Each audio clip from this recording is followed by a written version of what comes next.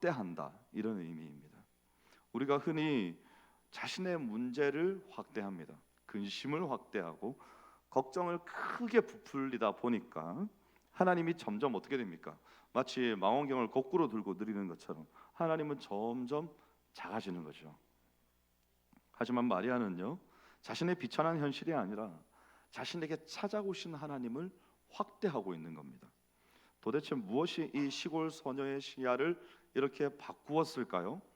그 핵심 열쇠가 48절에 있는데, 그 여종의 비천함을 돌보셨습니다, 이렇게 되어 있습니다. 오늘 설교에서 우리가 가장 깊이 붙들어야 될 단어가 바로 이 돌보셨음이라, 이 단어입니다. 헬라어로는 에페플렙센이라는 단어가 쓰였는데요, 에페는 어디 위에고 블레포는 보다는 겁니다. 위에서 보는 것이죠. 근성으로 쓱 지나가듯이 보는 것이 아니라 높은 곳에 있는 존재가 낮은 곳에 있는 대상을 향해서 이제 스쳐 지나가지 않고 약한 자를 향해 적극적으로 관심을 가지고 허리를 숙여 내려다 보는, 시선을 맞추는 그런 이 시선을 말합니다. 이 시선이 구약 성경 전체를 관통하고 있죠. 광야에서 쫓겨나서 이제 가족들에게부터 쫓겨나 가지고 광야에서 홀로 아들 하나 데리고 눈물을 흘리던 여인이 있었습니다. 이름이 히읗으로 시작합니다. 누굴까요? 하갈입니다. 하갈. 창세기 16장 13절에 보면 나를 살피시는 하나님이시다, 이렇게 고백했습니다. 또 다윗도 시편 31편에 보면 주께서 나의 비천함을 감찰하셨나이다, 이렇게 적고 있습니다. 여러분, 세상은 마리아를 보지 않았습니다. 그녀의 가난이나 그녀의 낮은 신분이 전혀 세상의 관심사가 아니었습니다. 여러분, 세상의 시선이 어디 있죠? 언제나 높은 곳, 화려한 곳, 혹은 성공한 곳, 이런 곳에 세상의 시선이 있습니다. 며칠 전에 TV를 보다가, 여러분 혹시 그 프로를 아시는지 모르겠습니다. 유퀴즈라는 프로가 있습니다. 근데 이렇게 채널을 넘기다가 나와서 잠깐 멈췄어요. 그 유퀴즈의 소제목 타이틀이 특이했습니다. 주식을 하다가 완전히 망한 사람 나온 거죠.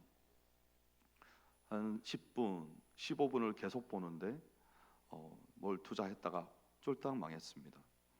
마음을 돌이키려다가 한 번만 더 해보자, 세상이 나를 버리지 않을 거야, 이러고 한 번 더 했는데 또 쫄딱 망했습니다. 마지막으로 있는 돈 없는 돈 다 끌어모아서 대출까지 받아가지고 진짜 마지막이야 이러고는 투자를 했습니다. 그런데 완전히 망했습니다. 이 얘기를 한 20분 동안 하고 있는 거예요. 그래서 제가 제 아내하고, 유퀴즈는 보통 성공한 사람들이 나오는데 이 사람은 너무 쫄딱 망해버려서 나온 건가, 이런 농담을 서로 주고받고 있는데, 이제 마지막의 내용은 이제 스스로가 결국 마음을 돌이켜서 종목 투자에서 지수 투자로 변환해서 이제 회계함으로 더 이상의 손해를 보지 않게 되었다. 지금 웃으시는 분들은 다 주식하시는 분들이죠. 네. 그랬다는 겁니다. 그래서 제가 그걸 보면서 그렇지. 그 사람이 이제 나중에 뭐 이렇게 다 팔지 않고 조금 남겨놓았던 주식이 장기 투자로 이제 크게 이제 몇 배가 불어나고 막 이러면서 결국은 뭔가 성공했다는 거죠. 여러분, 주식으로 성공했다는 건 아닙니다. 그 사람은 정신과 의사입니다. 자기 일로 성공한 겁니다. 여러분, 제 말 듣고 주식 투자하시면 안 돼요. 큰일 납니다, 여러분. 함부로 덤비지 마세요. 여러분, 근데 세상의 시선이 어디 있다고요? 성공한 데 있는 겁니다. 제가 그걸 보면서 왜 이상하다고 여겼겠습니까? 성공한 사람이 나오는 프로인데 이 사람은 성공하지 않고 계속 망한 이야기만 하고 있으니까 제 마음에 의아함이 들죠. 망한 사람이 여기를 왜 나오지? 이런 생각이 드는 것 아닙니까? 어디 예능 프로나 드라마나 뭐 모든 데 다 보십시오. 어디 TV에 나와서 앉아서 인터뷰하는 사람들 보십시오. 망한 사람이 거기 나옵니까? 안 나옵니다. 성공한 사람이 나와요. 그런데 여러분, 하나님의 시선은요, 정확히 그 반대 방향으로 흐릅니다. 하나님의 눈길은 가장 낮은 곳, 가장 외로운 곳에 있습니다. 여러분, 만약에 하나님을 만나고 싶으시면 주위를 둘러보시고 가장 낮은 곳에 가보십시오. 가장 외로운 곳에 가보십시오. 거기에 하나님이 계세요. 이건 백발백중입니다. 혹은 여러분, 거기에서 하나님을 여러분이 보지 못하신다면 어떤 일이 발생하는가 하면 그 사람에게 찾아간 여러분이 마치 그들에게는 하나님 같을 겁니다. 그런 역사들이 거기에서 일어나는 겁니다. 아무도 알아주지 않아서 숨죽여서 울고 있는 이 마리아의 비천함 위에 하나님의 시선이 고요히 머물러 있는 겁니다. 여러분, 성탄이 뭡니까? 하나님이 우리를 혹시 감시하시기 위해서 아들 독생자 예수 그리스도를 보내가지고 저 아래에 저 인간들이 참말을 하나 거짓말 하나 네가 구석구석 다니면서 좀 살펴봐라 이러고 CCTV를 설치하신 게 아들의 성육신이 아닙니다. 하나님이 우리와 눈을 맞추시기 위해서 가장 낮은 인간의 모습으로 몸을 구부려서 이 땅에 오신 것이 성탄이죠. 마리아의 노래가 바로 이 눈맞춤에서 시작된 겁니다. 아, 그분이 나를 보고 계셨구나. 아무도 모르는 줄 알았던 내 아픔을 그분이 주목하고 계셨구나 라고 이걸 깨닫는 겁니다. 그래서 여러분, 아까 제가 오늘 말씀에서 우리가 주목해서 봐야 될 단어가 뭐라고 했죠? 돌보셨습니다 그랬습니다. 제가 작년에 설교하면서 약 9주에서 10주 정도 설교를 하면서 여러분들과 함께 이 돌보셨다는 단어를 깊이 나누었던 성경책이 있습니다. 네, 모르면 다시 하면 됩니다. 네, 10주 다시 하죠, 뭐까짓 거. 룻기였습니다. 거기에 보면 하나님이 자기 백성을 돌보셨다고 할 때 뜻이 뭐라고 제가 말씀을 드렸는가 하면 방문하셨다, 주목하셨다 그랬습니다. 그런 뜻이 있다고 말씀드렸죠. 오늘 여기 돌보신다는 말도 똑같습니다. 방문하셨습니다. 주목하셨습니다. 그래서 마리아의 노래가 바로 이 하나님의 방문과 하나님의 주목하심에서 이 노래가 시작되는 겁니다. 이 깨달음이 터져 나올 때, 아, 하나님이 알고 계시고 기억하셨구나 라는 깨달음이 터져 나올 때 이렇게 비탄이 찬송이 되고 한숨이 노래가 되는 겁니다. 하나님의 시선을 느낀 마리아가 이제 자신의 개인적인 감격을 넘어섭니다. 하나님의 일하심의 원리를 노래하는 거죠. 51절부터 53절에 보면 마음의 생각이 교만한 자들을 흩으셨고 권세 있는 자를 그 위에서 내리치셨으며 부자는 빈손으로 보내셨도다 이렇게 말씀합니다. 이 구절이 단순한 어떤 사회혁명이 아닙니다. 여러분, 영적인 비유도 아닙니다. 하나님 나라의 질서가 세상의 기준을 뒤집는 방식으로 나타난다, 드러난다는 겁니다.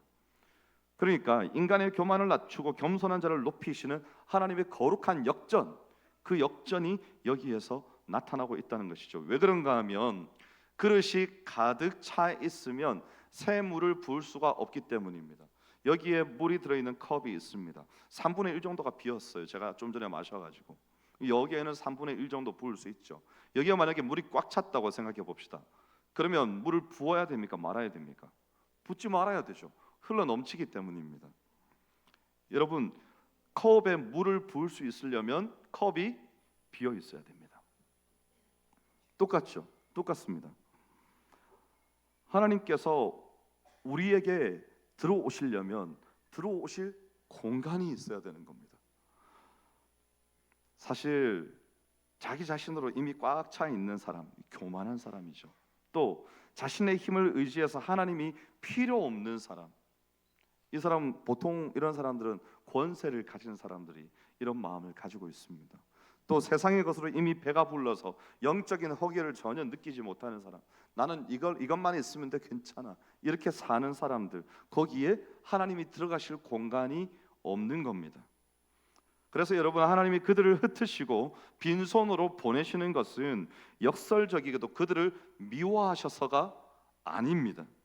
자아가 깨지고 비워져야만 비로소 하나님을 만날 수가 있기 때문입니다. 그래서 깨뜨리시고 비우시는 거죠. 반대로 52절과 53절에 보면 비천한 자를 높이셨고 줄이는 자를 좋은 것으로 배불리셨다 이렇게 말합니다. 여기에 이 비천한 자가 나옵니다. 단순히 경제적으로 가난한 사람만을 가리키지 않습니다. 감정적인 어떤 겸손을 넘어서 사회적으로 낮고 약한 상태입니다. 즉 하나님 앞에서 스스로를 낮추는 어떤 내적 겸손, 또 현실적인 연약함이 함께 담긴 표현인데, 다시 말해서 바로 이런 자리가 하나님의 일하시는 자리가 된다는 것이죠. 여러분, 돈이 없는 것이 우리를 비천하게 만들지 않습니다. 진짜 비천한 것은 한 20년 전이었을까요? 현대가에서 어느 회장이 자살한 사건이 있었습니다. 그 사건 때문에 온 나라가 깜짝 놀랐죠. 여러분, 돈이 없는 것이 비천한 것이 아닙니다. 사회적으로 약한 곳에 몰려 있으면 그게 비천한 겁니다.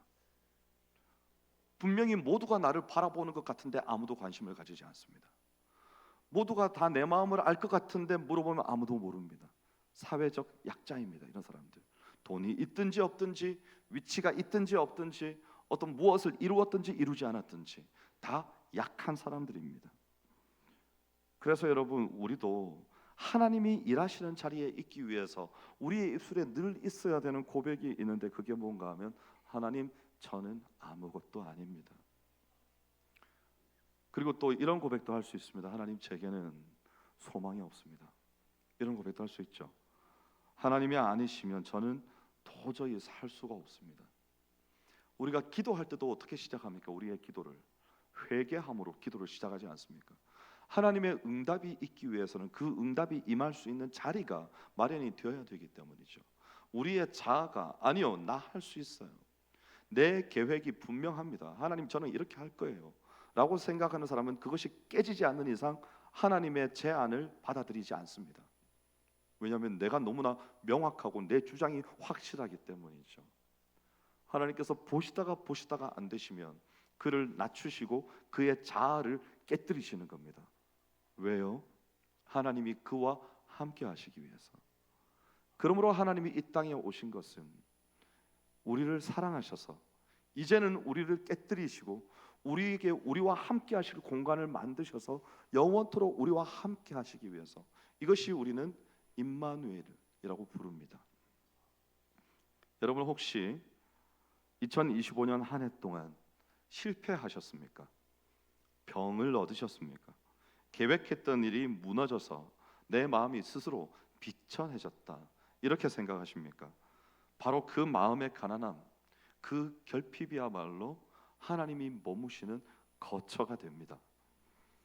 그래서 여러분, 우리는 그것을 세상 사람들은 실패라고 부르지만 우리는 비로소 하나님의 은혜가 머무실 수 있는 그릇이 준비되었다, 이렇게 말하는 겁니다.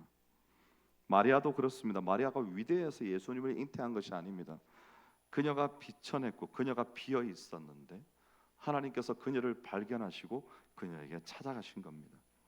만유를 다스리시는 하나님이 그 안에 거하시도록 하나님이 계획을 세워두신 대로 행하신 것이죠.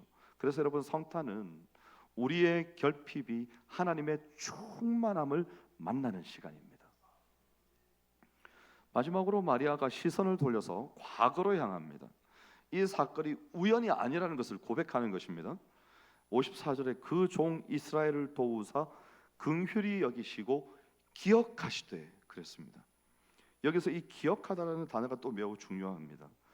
구약의 선지자인 말라기 이후에 이스라엘 백성들이 약 400년 동안 하나님께서 아무런 말씀도 하시지 않는 침묵의 시간들을 경험합니다. 우리가 이 땅에 태어나서 죽고 몇 번을 반복해야 400년의 세월이 흐를까요? 그 세월 동안 이스라엘 백성들은 그렇게 지냈다는 겁니다. 하나님이 혹시 우리를 잊으신 것은 아닐까라고 평생 살다가 죽었습니다. 또 다음 세대가 태어나서 혹 하나님이 우리를 잊어버리셨나 이러다가 또 죽었습니다. 이렇게 해서 400년의 세월이 흐르면 백성들의 마음이 어땠을까요? 두려움이 그 시대를 짓누르고 있는 겁니다. 하나님이 우리를 버리셨다. 이 두려움이 온 시대를 뒤덮고 있는 겁니다. 근데 로마의 압제까지 거기에 있었습니다. 그냥 시대가 어두운 게 아니고 내버려 둬도 힘들어 죽겠는데 로마의 압제까지 그 위에 뒤덮고 있으니까 백성들이 마치 버려진 고아와 같이 내 인생에 미래는 없구나, 스스로 헤쳐나가고자 하나 도저히 나갈 길이 보이지 않는구나, 이런 생각을 하고 있을 때입니다. 그런데 마리아가 노래하는 겁니다. 아니요, 하나님은 잊지 않으셨습니다. 오늘 말씀의 마지막에 보면 아브라함에게 약속하신 그 옛날의 언약을 수천 년이 지난 오늘 바로 나에게 이루셨습니다. 이렇게 고백한다는 것이죠. 여러분, 하나님의 기억은 우리의 기억과 다릅니다. 우리의 기억은 희미해집니다. 제가 언젠가 한번 말씀드렸습니다. 한 10년 정도 지났을까요? 저희 가족 전체가 다 모였습니다. 아버지 어머니와 함께 모인 자리였습니다. 모두가 다 둘러앉아서 식사를 하고 있었는데 아버지께서 식사를 마치신 다음에 갑자기 이런 말씀을 하시는 겁니다. 나는 평생 니들 엄마와 싸워본 적이 없다. 이렇게 말씀하셨어요. 우리 모두가 다 보고 있는데, 그래서 속으로 우와, 어떻게 저렇게 거짓말 하실 수가 있지? 상이 엎어지는 걸 본 게 2번 정도 되는데 어떻게? 여러분, 기억은 왜곡됩니다. 어떤 식으로 왜곡되죠? 나에게 좋은 방향으로 왜곡되죠. 사실은 여러분, 그게 안타까운 게 뭔가 하면 왜 기억이 왜곡됩니까? 이전의 기억이 나에게 상처를 주면 방어 기제가 발동해가지고 나의 과거의 기억을 바꿔버리는 거 아닙니까? 그렇지 않았는데 마치 그랬던 것처럼 저희 아버지가 너무 진지하셨다니까요. 한 번도 안 싸웠다고 자식들 앞에서 말씀하시는 거예요. 우리가 살아있는 증인들인데. 옆에서 어머니는 가정의 평화를 위해서 한마디도 안 하셨습니다. 조용히 계셨어요. 여러분, 그렇습니다. 우리의 기억은 희미해집니다. 그런데요, 하나님의 기억은 늘 신실하신 겁니다. 어제나 오늘이나 영원토록 동일하시니라. 그래서 여러분, 하나님의 기억은 오히려 하나님의 말씀은 똑같지만 이 말씀을 읽을 때마다 어제 읽었던 말씀이 오늘 아침에 읽으면 아침마다 새롭고 늘 새로우니 주의 성실이 크시도소이다. 날마다 새로워지는 거죠. 오히려 기억이 왜곡되는 것이 아니라 똑같은 말씀을 읽는데도 하나님께서는 오히려 새로운 은혜를 주시는 거죠. 동일하신 하나님의 역사입니다. 여러분, 하나님이 역사의 어둠 속에서 단 한 번도 자기 백성을 잊으신 적이 없다고 지금 마리아가 노래로 증언하고 있는 겁니다. 그래서 마리아의 태중에 잉태된 생명은 하나님이 이 온 인류를 포기하지 않으셨다는 하나님께서 친히 보여주시는 가장 확실한 증거였습니다. 여러분, 우리가 때로는 기도가 응답되지 않는 것 같고 내 삶이 정체되어 있는 것 같아요. 멈춰서는데 그냥 멈춰선 게 내가 스스로 멈춘 게 아니고 뭐가 쌓인 거죠. 계속해서 쌓여서 더 이상 나아갈 수 없는 상태. 이게 정체 아닙니까? 그렇게 불안할 때가 있습니다. 하나님이 나를 잊으셨을까? 왜 아무런 말씀을 하지 않으실까? 이런 생각이 문득 우리를 찾아올 때가 있죠. 그런데 오늘 본문이 선언하는 겁니다. 하나님은 기억하신다는 거죠.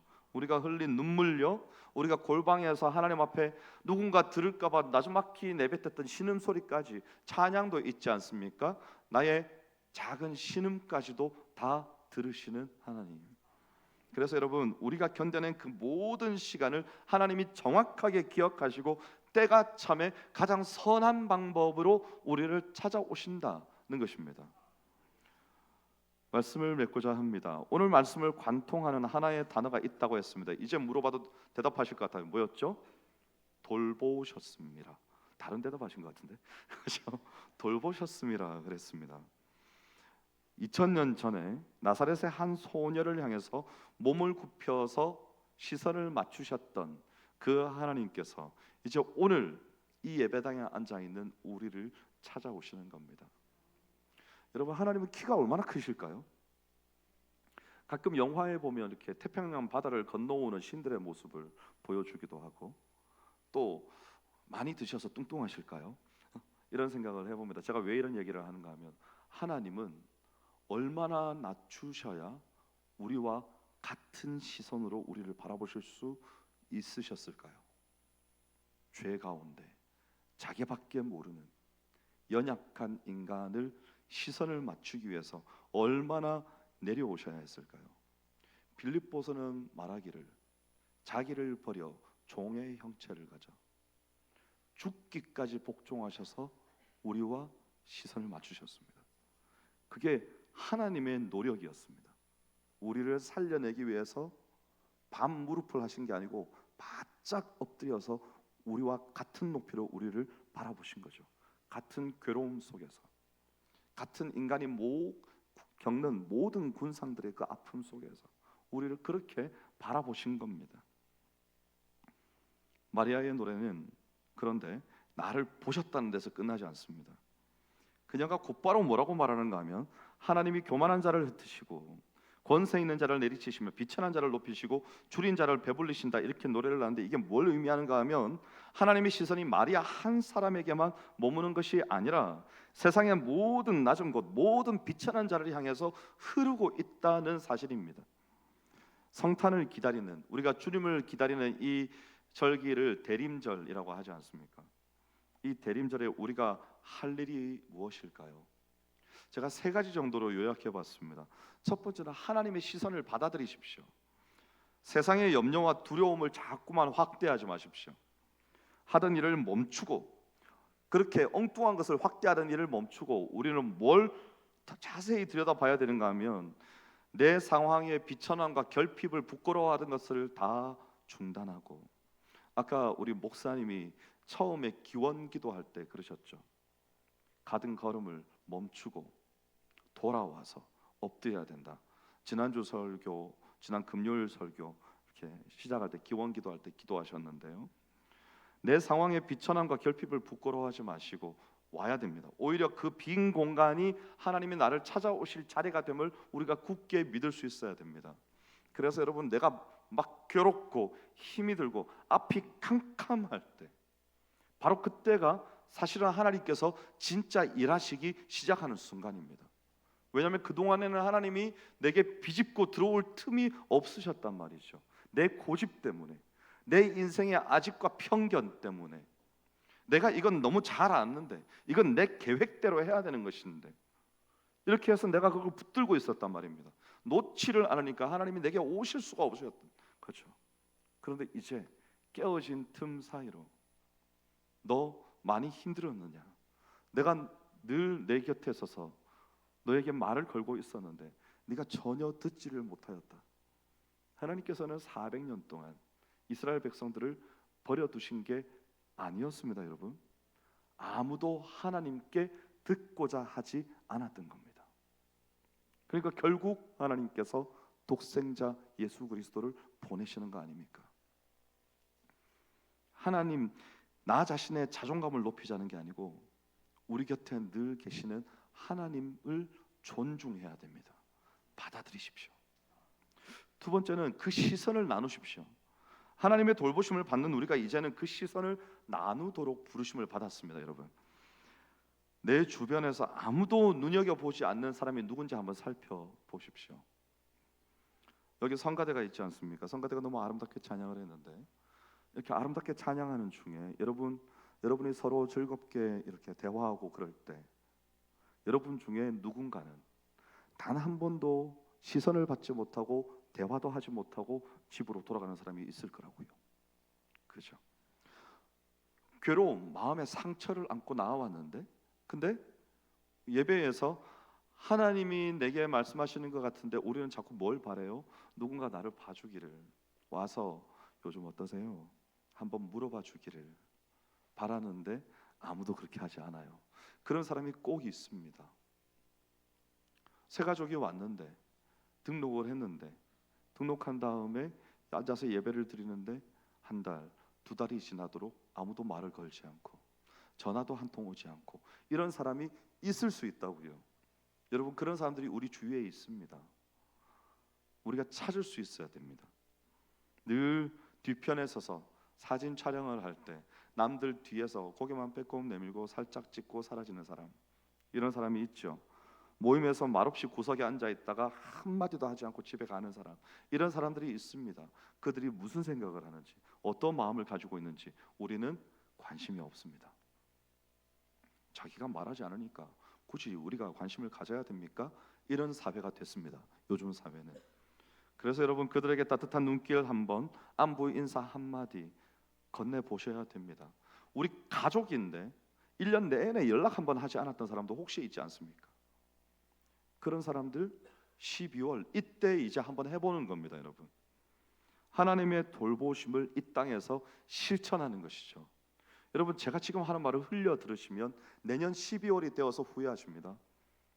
그때 했어야 되는데 안 하고 또 1년이 지났다, 이렇게 후회하시는 겁니다. 그리고 세 번째는 함께 비워서 하나님 나라의 역전에 우리가 동참할 수 있어야 됩니다. 여러분, 마리아가 비어 있었기 때문에 하나님이 그 안에 거하셨습니다. 우리의 비움이 하나님의 충만을 초대하는 통로가 되는 겁니다. 그리고 그 충만은요, 나 혼자 누리라고 주신 게 아닙니다. 충만이라는 단어 자체가 뭔가 흘러 넘치는 것 아닙니까? 그런데 그것을 자꾸만 내 안에다가 주워 담고 있는 거죠. 넘치면 또 주워 담고, 넘치면 또 주워 담고. 아니야, 이건 나를 위한 거야. 나 혼자 다 먹을 거야. 나 혼자 다 누릴 거야. 이러고 있으면요, 하나님께서는 우리에게 나누라고 주셨는데 네 손에 잡고 있지 말고, 그 잡고 있던 거 언젠가 다 사라져 버리니까. 노래도 있죠. 쓰고 빌려주면 풍성해져 가득하네. 사랑은 참으로 나누는 것. 저만 아는군요. 네, 사랑은 나누는 겁니다, 여러분. 혼자 가지고 있으면 없어져 버려요. 쓰고 주면 풍성해지는 겁니다. 그게 하나님의 사랑입니다. 그래서 우리 교회 공동체가 함께 비워질 때, 그럴 때 우리 교회 공동체에 뭐가 넘치게 됩니까? 하나님의 충만함이 넘치게 되는 겁니다. 우리가 이제 12월 말이 되면 우리 교회 전통이 있죠. 케이크를 나누지 않습니까? 크리스마스 케이크. 네. 여러분 매년 받으셨는데 처음 듣는 것처럼 보고 계시네요. 매년 여러분 가지고 가셨습니다. 근데 여러분 가지고 가실 때 하나씩만 가지고 가세요. 내가 배가 좀 크다고 2개, 3개 가지고 가시면 누군가 받아야 될 사람이 못 받습니다. 그거 우리를 말하는 게 아닙니다. 그걸 이웃들과 함께 나누거든요. 그 이웃들에게 우리가 더 많이 1000개 이상 만들지 않습니다. 만드는 게 아니고 이제 주문을 하는데 다 지역사회 이웃과 동네 주민들과 나누기 위한 겁니다. 혹 그런 따뜻한 사랑의 손길, 구제의 손길 한 번도 받아보지 못하고 이 2025년 12월을 지나가고 있는 사람들에게 주려고 하는 겁니다. 그런 게 그리스도의 사랑 아니겠습니까? 그래서 여러분 이번 성탄에는 받은 은혜를 나눌 수 있는 실천을 한 가지 해보십시오. 우리가 약 650명에서 700명 정도가 어른들이 출석하는데 이 인원이 한 가지씩만 실천하면 700가지 정도는 나누어지겠네요. 그 실천들이 다 모이면 놀라운 실천이 되지 않겠습니까? 그래서 여러분 이번 일주일이 하나님이 마리아를 바라보셨을 때 한 소녀의 인생만 바꾼 것이 아니라 온 세계 가운데 주 예수 그리스도의 사랑이 풍성하게 나누어진 것처럼 하나님이 우리를 바라보셨기에 우리 안에 넘치는 하나님의 사랑과 긍휼과 그 은혜가 우리에게서 퍼져나가서 우리의 가정과 우리의 이웃과 우리의 일터와 직장 동료들과 그들의 가족들과 그들이 살고 있는 모든 생활의 반경 속에 우리를 통해 역사하시는 하나님의 은혜와 긍휼이 가득히 넘쳐날 수 있기를 주님의 이름으로 축원합니다. 기도하겠습니다. 하나님 감사합니다. 오늘도 하나님께서 우리를 바라봐 주시고 또 우리를 돌보시니 감사합니다. 하나님의 그 시선을 가지고 이제 우리도 나눌 수 있기를 원합니다. 주여 우리에게 역사하시사 우리를 변화시키시고 함께하여 주시옵소서. 감사드리며 예수님 이름으로 기도하옵나이다. 아멘. 네, 우리 장로님 집사님 들어오셔서 우리 권사님 좀 뒤로 모시고 나가주시면 좋겠습니다. 네, 우리 함께 찬송가 105장 찬양하시겠습니다.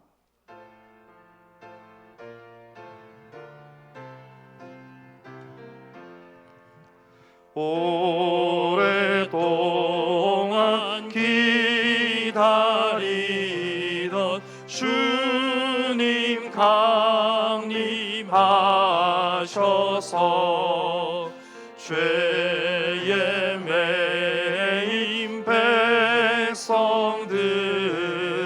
자유 얻게 하시네. 주는 우리 소망이요 힘과 위로 되시니 오래 기다리던 백성 많은 복을 받게 모든 백성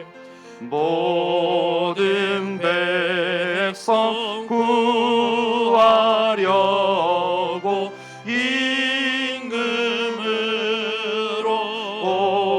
오시니 영원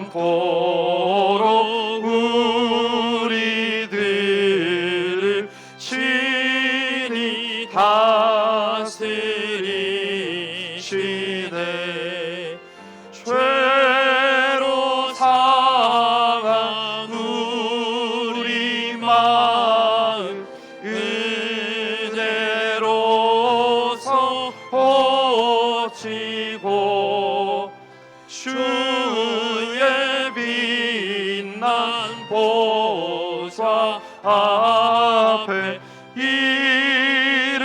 이르도록